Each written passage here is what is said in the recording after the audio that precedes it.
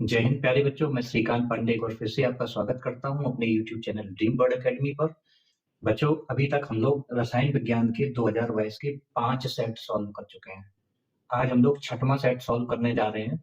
आशा है आप लोगों को अभी तक अच्छे से समझ में आ रहा होगा। अगर फिर भी कोई प्रॉब्लम होती है तो आप मुझे कमेंट बॉक्स में कमेंट करके बताइए, हम उसका समाधान करने की कोशिश करेंगे। ठीक है, तो आइए स्टार्ट करते हैं। पहले का पार्ट है, क्रिस्टल में प्रत्येक Na+ आयन के चारों तरफ Cl- आयनों की संख्या है। तो ये पूछ रहे हैं कि NaCl क्रिस्टल में जो Na+ आयन है उसके चारों ओर कितने Cl- आयन होते हैं। तो देखिए, प्रत्येक Na के चारों ओर 6 Cl- आयन होते हैं। तो इसका सेकंड ऑप्शन सही है। NaCl क्रिस्टल में प्रत्येक Na आयन 6 Cl- आयनों से घिरा होता है और प्रत्येक Cl- आयन 6 Na+ आयनों से घिरा होता है। अब अगला क्वेश्चन है का खा पार्ट, स्पिरिट के नमूने में 90% भारानुसार एथेनॉल है।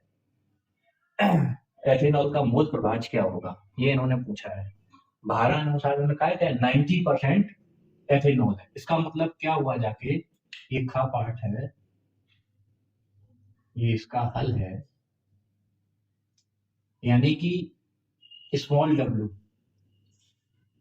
C2H5OH बराबर 90% यानी कि 90 ग्राम है। ठीक है, विलयन का भार कितना है? विलयन का भार है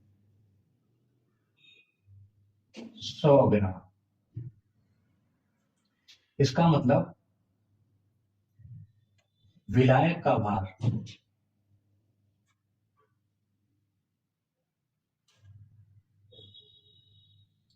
जो कि जल है, कैपिटल W बराबर हो जाएगा 100 माइनस 90 इज इक्वल टू 10 ग्राम। ये विलायक का भार हो गया। इन्होंने एथेनॉल का मूल प्रभाज पूछा है, तो X C2H5OH बराबर ये होता है एथेनॉल की मोलों की संख्या NC2H5OH बटे में NC2H5OH प्लस NH2, ये हमें निकालने पड़ेंगे। तो NC2H5OH बराबर होगा एथिल एल्कोहल का भार जो कि 90 ग्राम है बटे एथिल एल्कोहल के अणुभार। तो एथिल एल्कोहल का अणुभार होता है 46। इसी प्रकार से जल के मोलों की संख्या निकाल लेंगे। तो जल का भार है 10 ग्राम बटे जल का अणुभार होता है 18। तो ये मोलों की संख्या निकल जाएगी। तो इसको हम लिखेंगे 90/46 डिवाइडेड बाई 90/46 प्लस 10/18। इसका एलसीएम लें तो 90/46 divided by 90 into 18 plus 10 into 46 divided by 46 into 18। 46 से 46 ही कट जाएंगे और 90 into 18 divided by 90 into 18 plus 46 into 10। इसको हम सॉल्व करें। जब इसको हम सॉल्व करेंगे तो इसका आंसर आएगा 0.779। ये आ गया एथिल एल्कोहल का मोल प्रभाज। ये हमारा हो जाएगा आंसर। ठीक है, तो हमारा सही विकल्प होगा जाके ये पहला, यानी दूसरे का खा का जो सही विकल्प है वो पहला पार्ट है। राइट, आप चाहें तो इसका स्क्रीनशॉट ले सकते हैं। घा पार्ट में इन्होंने पूछा है कैनिजल अभिक्रिया संपन्न नहीं होती है ट्राईमेथिल एस्टेल्डिहाइड एस्टेल्डिहाइड द्वारा, बेंजल्डिहाइड द्वारा, फॉर्मेल्डिहाइड द्वारा। देखिए, जिनमें अल्फा एच एटम नहीं होता है वो तो देते हैं तुम्हारी कैनिजल अभिक्रिया, और जिनमें अल्फा एच एटम होता है वो कैनिजारो अभिक्रिया एल्डिहाइड नहीं देते हैं, वे एल्डोल संघनन देते हैं। सेम एनिमल से जब अभिक्रिया करवाएंगे तो जिनमें अल्फा एच एटम होता है वो एल्डोल संघनन देते हैं, और जिनमें अल्फा एच एटम नहीं होता है वो कैनिजारो अभिक्रिया होते हैं। तो ट्राई मेथिल एस्टेल्डिहाइड में कोई भी अल्फा एच एटम नहीं है, हालांकि अल्फा कार्बन है लेकिन अल्फा एच एटम नहीं है। बेंजल्डिहाइड में कोई भी अल्फा एच एटम नहीं है, ये कैनिजारो अभिक्रिया देता है। और फार्मेल्डिहाइड में तो अल्फा कार्बन ही नहीं होता है, तो ये भी आपका कैनिजारो अभिक्रिया देता है। परंतु जो एस्टेल्डिहाइड है, एस्टेल्डिहाइड में 3 अल्फा एच एटम होते हैं। एस्टेल्डिहाइड में 3 अल्फा एच एटम होते हैं। देखिए ये CHO CH3 CHO है, तो इसमें ये कार्बन परमाणु है, ये अल्फा कार्बन परमाणु है। CO समूह से जुड़े कार्बन को अल्फा कार्बन कहते हैं, और उस पर जितने हाइड्रोजन होते हैं वो अल्फा हाइड्रोजन होते हैं। तो इसमें 3 अल्फा हाइड्रोजन, इसमें 3 अल्फा हाइड्रोजन है, इसलिए एल्डोल संघनन देता है, कैनिजारो अभिक्रिया नहीं देता है। तो इसका सही आंसर हो गया सेकंड पार्ट। ठीक, इसके बाद एनिलीन के ब्रोमीनन से प्राप्त होता है। एनिलीन के ब्रोमीनीकरण को अगर हम कराएंगे तो हमें ट्राइब्रोमो एनिलीन प्राप्त होगा। किस तरह से, देखिए एनिलीन के ब्रोमीनीकरण से, ये है आपका एनिलीन, इसकी हम अभिक्रिया करवाएंगे ब्रोमीन से। ब्रोमीन जल से इसकी अभिक्रिया करवाएंगे, ब्रोमीन जल, तो हमें क्या प्राप्त होगा, ट्राइब्रोमो एनिलीन।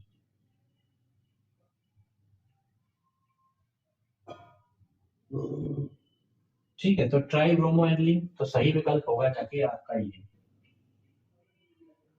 तीसरा विकल्प इसमें सही है। एनिलीन के ब्रोमीनीकरण से हमें ट्राइब्रोमो एनिलीन प्राप्त होता है। ठीक है, इसके बाद उन्होंने कहा निम्नलिखित में से मोनोसैकेराइड कौन है। मोनोसैकेराइड क्या होते हैं, वह सबसे छोटी शर्करा होती है जिसको और छोटे कार्बोहाइड्रेट में जल अपघटित नहीं किया जा सकता, उसको मोनोसैकेराइड कहते हैं। माल्टोज एक पॉलीसैकेराइड है, इसके जल अपघटन से बहुत सारे मोनोसैकेराइड प्राप्त होते हैं। स्टार्च भी पॉलीसैकेराइड है और सेलुलोज भी पॉलीसैकेराइड है। ये सब क्या है, पॉलीसैकेराइड है।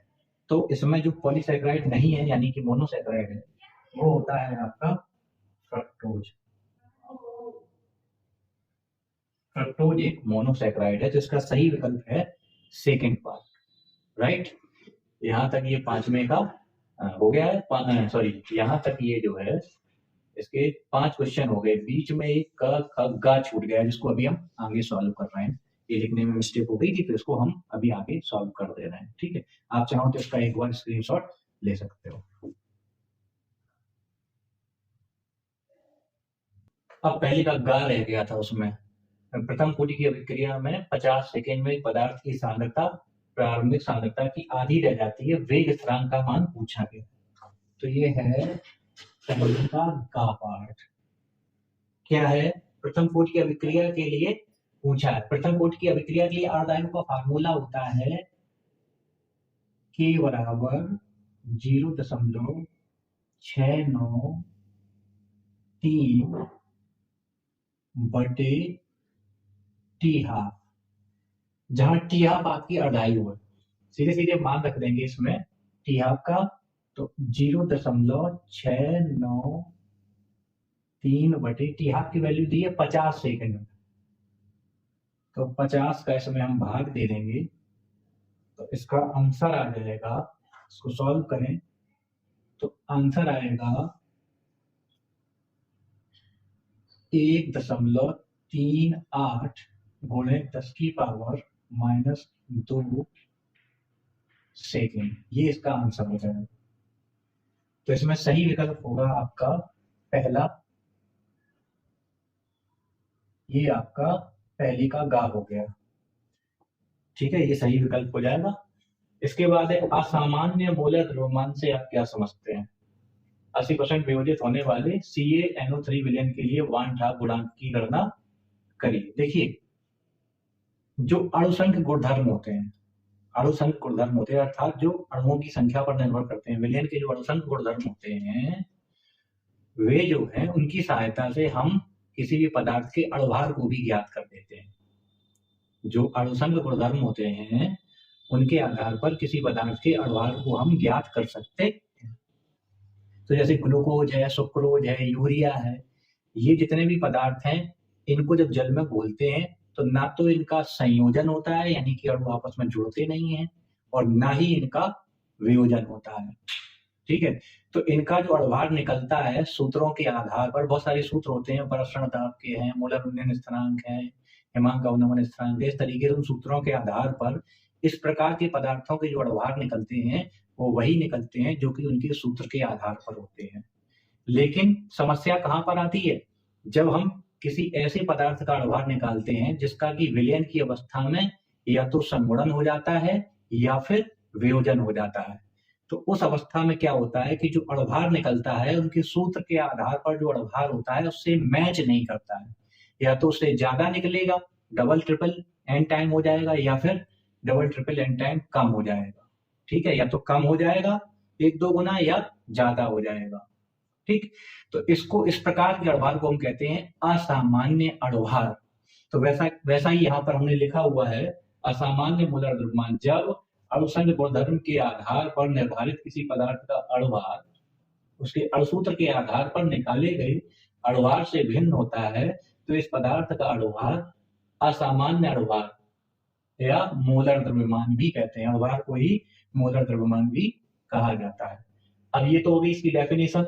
अब इन्होंने पूछा 80% वियोजित होने वाले CaNO3 विलयन के लिए वन हाफ गुणांक की गणना करिए। तो देखिए, सबसे पहले हम CaNO3 का ट्वाइस, इसका हम वियोजन करेंगे। तो किस तरीके से होगा? Ca पे 2 प्लस आगे से आ जाएगा, प्लस NO3 माइनस 2। तो ये प्रारंभिक मात्रा हम कितनी मान ले रहे हैं? 100%। जब वियोजन हुआ था तब ये 0 थी, बाद में से 80% वियोजित हो गया। कितना परसेंट वियोजित हो गया? 80% वियोजित हो गया। ठीक है, तो यहाँ पर कितना बनेगा? 80 बनेगा, और यहाँ पर 2 अणु NO3 के बने तो क्या बन जाएगा? 280, यानी कि 160, 2 गुना हो जाएगा। राइट, अब वन हाफ गुणांक I बराबर क्या होता है? I बराबर होता है विलयन में उपस्थित कुल अणुओं की संख्या। तो इस समय वियोजन के पश्चात विलयन में कुल अणुओं की संख्या कितनी? देखिए, इन सबको हमें क्या करना पड़ेगा? जोड़ना पड़ेगा, यानी कुल अणुओं की संख्या और डिवाइडेड बाई पूर्व में, वियोजन से पूर्व,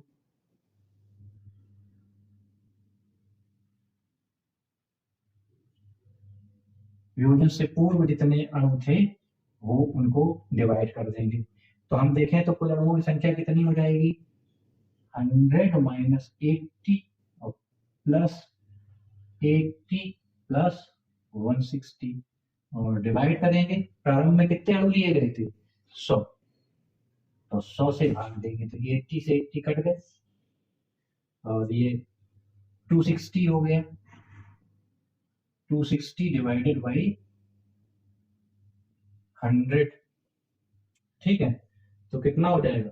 वन हाफ गुणांक का मान हो जाएगा 2.60। ये वन हाफ गुणांक I का मान निकल जाएगा। ठीक है, समझ में आ गया होगा? तो इसका स्क्रीनशॉट आप ले लो।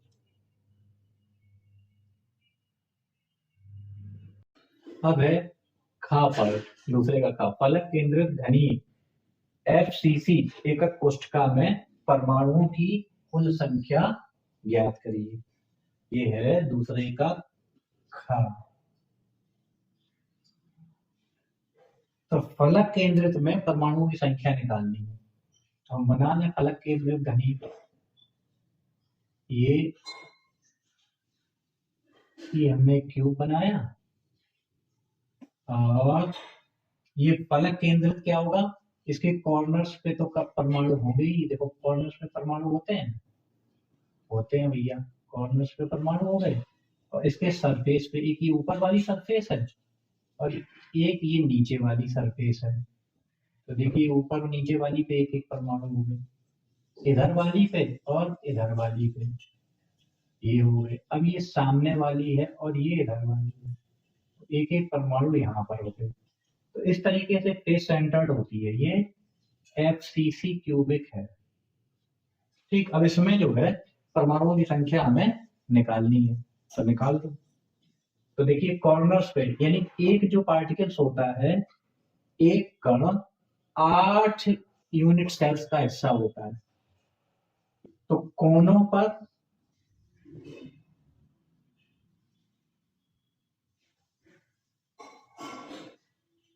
परमाणुओं की संख्या कितनी हो जाएगी?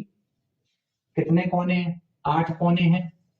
ठीक है भैया, 8 कोने हैं। और एक कोने पर कितना हिस्सा है परमाणु का? 1/8। 1/8 से गुणा कर दो, तो कोनों पर परमाणुओं की संख्या कितनी हो गई जाके? 1। अब फेस पर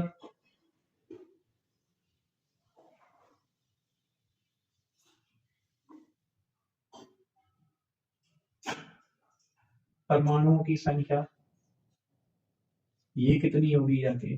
फेस पर परमाणु संख्या, तो कितनी फेसेस हैं? 1 2 3 4 5 6। और फेस पर जो परमाणु होता है उसका जो डिस्ट्रीब्यूशन होता है 2 यूनिट सेल में होता है। कितने में होता है? 2 यूनिट सेल में होता है। तो इसका मतलब एक में कितना हुआ? आधा। तो एक फेस पे कितना हुआ? आधा। 1/2। और कितनी फेसेस हैं भाई? क्यूब में कितनी फेसेस होती है? 6 होती है ना, बिल्कुल। तो 6 कर दी, तो ये टोटल कितना हो गया? 3। तो अब परमाणुओं की संख्या कितनी हो गई? कुल परमाणुओं की संख्या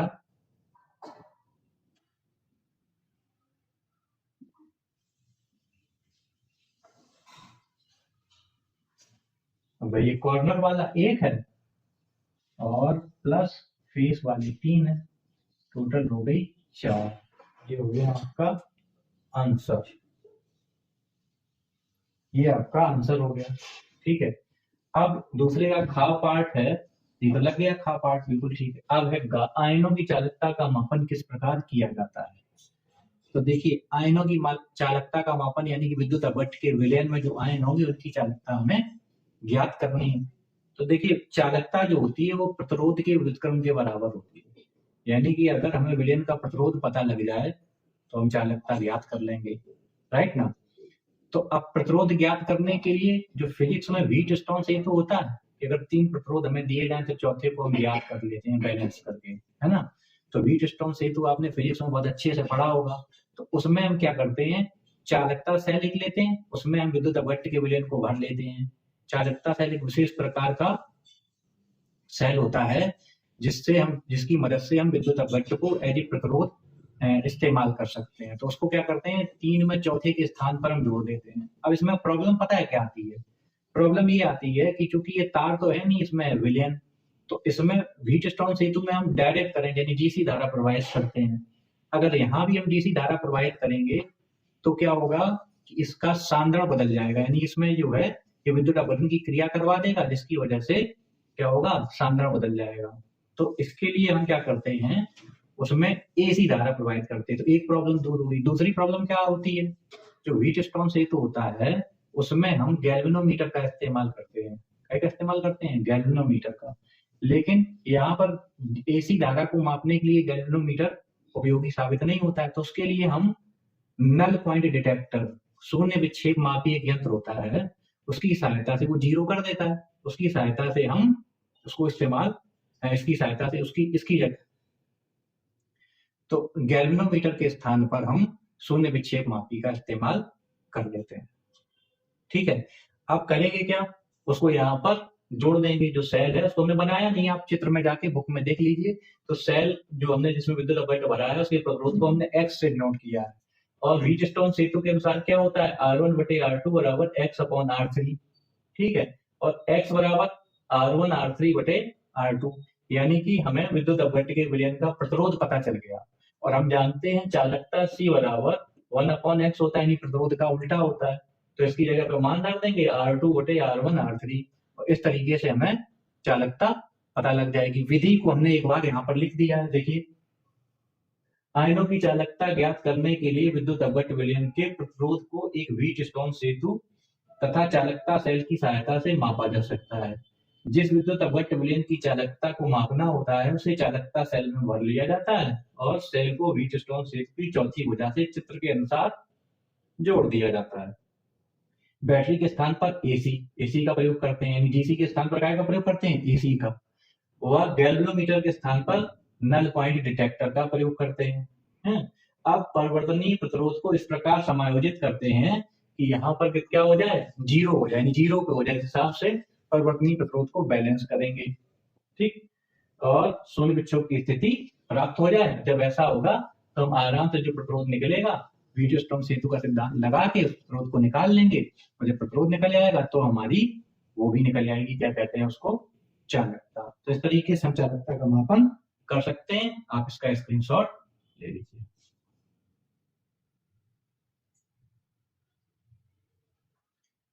अब है दूसरे का घ, कोलाइडी विलयन का शुद्धिकरण किन विधियों से किया जाता है। तो कोलाइडी विलयन की शोधन की दो विधियां हैं, एक तो अपोहन विधि है और दूसरी है आपकी अति सूक्ष्म फिल्टरन। तो अपोहन में क्या होता है, देखिए, एक हम चर्म पत्र झिल्ली लेते हैं, पार्चमेंट झिल्ली लेते हैं इस तरीके से, उसे जिस कोलाइडी विलयन का हमें शोधन करना होता है उसमें झिल्ली को भर लिया जाता है और उसको एक जल से भरे पात्र में, जैसे ये जल भरा हुआ है, जल से भरे पात्र में इसको हम लटका देते हैं, ठीक है। इसके द्वारा क्या किया जाता है, क्रिस्टलाभ के कण निकलते हैं। कैसे, ये जो झिल्ली होती है ये अपने में से क्रिस्टलाभ के कणों को तो निकल जाने देती है लेकिन कोलाइड के कणों को निकलने नहीं देती। तो जब हम इसको पानी से भरे एक पात्र में डुबो देते हैं और जल की तेज धारा इसमें प्रवाहित करते हैं, तो इस तरीके से जल यहाँ से बह के निकलेगा, तो एक तरीके का प्रेशर क्रिएट करेगा, जिससे क्या होगा कि इसके अंदर उपस्थित जो क्रिस्टलाभ के कण होंगे इससे बाहर निकल जाएंगे। ये छोटे छोटे छिद्र हैं, इनसे क्रिस्टलाभ के कण बाहर निकल जाएंगे और पानी के साथ बह जाएंगे और इस थैली में हमें शुद्ध कोलाइडी विलयन प्राप्त हो जाएगा। एक तो ये विधि है, इसको मैंने लिख दिया है। इस विधि में कोलाइडी विलयन से क्रिस्टलाभ के कणों को अलग किया जाता है। इसमें अशुद्ध कोलाइडी विलयन को चर्म पत्र झिल्ली की थैली में भरकर बहते हुए जल में लटका दिया जाता है, जिससे क्रिस्टलाभ के कण जल के साथ बहकर निकल जाते हैं और शुद्ध कोलाइडी विलयन हमें प्राप्त हो जाता है, ठीक है। दूसरी है अति सूक्ष्म फिल्टरन। अति सूक्ष्म फिल्टर वो फिल्टर होते हैं जो स्वयं में से, साधारण फिल्टर होते हैं उनमें से तो कोलाइड और क्रिस्टलाभ दोनों के कण बाहर निकल जाते हैं। क्रिस्टलाभ छोटे होते हैं, कोलाइड के कण बड़े होते हैं। तो अति सूक्ष्म फिल्टर जो होते हैं उनमें से केवल क्रिस्टलाभ के कण बाहर निकल पाते हैं, कोलाइड के कण बाहर नहीं निकल पाते हैं। तो इसके लिए क्या करते हैं, तो उसको हम ईथर और एल्कोहल के मिश्रण लेते हैं और उसमें 4% नाइट्रोसेलुलोज घोल लेते हैं, ठीक है। और साधारण फिल्टर पेपर को उस विलयन में हम डुबोते हैं और डुबोने के बाद निकाल लेते हैं और सुखा लेते हैं, ठीक है। तो जो साधारण फिल्टर पेपर होता है उसके आकार घटकर छोटे हो जाते हैं, जिसमें से केवल अब क्रिस्टलाभ के कण निकल पाते हैं, कोलाइड के कण नहीं निकल पाते हैं। और इस अशुद्ध फिल्टर की सहायता से हम कोलाइडी विलयन को छान लेते हैं, जिससे हमारा शुद्ध कोलाइडी विलयन प्राप्त हो जाता है। तो ये दो विधियां हैं कोलाइडी विलयन के शोधन की, एक अपोहन और अति सूक्ष्म फिल्टरन, ठीक है।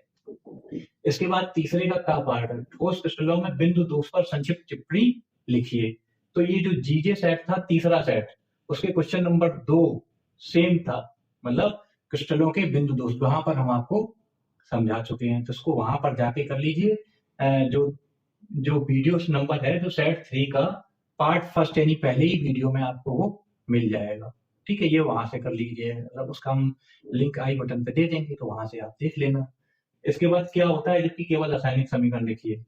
सल्फर डाइऑक्साइड को फेरिक आयन के विलयन में प्रभावित करते हैं, तो फेरिक आयन का फेरस आयन में अपचयन हो जाता है, यानी सल्फर डाइऑक्साइड क्या करती है, फेरिक आयन को फेरस आयन में अपचेद कर देती है।